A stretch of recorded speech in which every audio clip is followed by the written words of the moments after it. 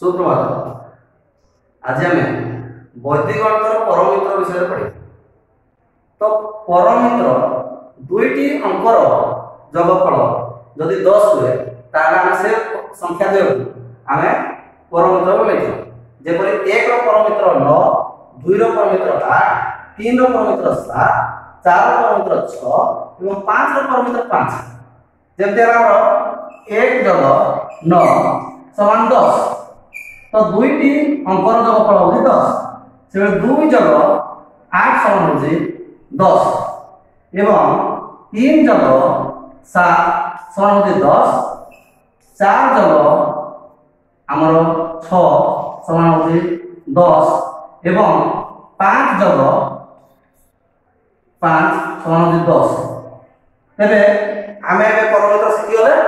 तो 1 रो परमित्र होगी 9, 2 रो परमित्र 8, 3 रो 7, 4 रो 6, 5 रो 5।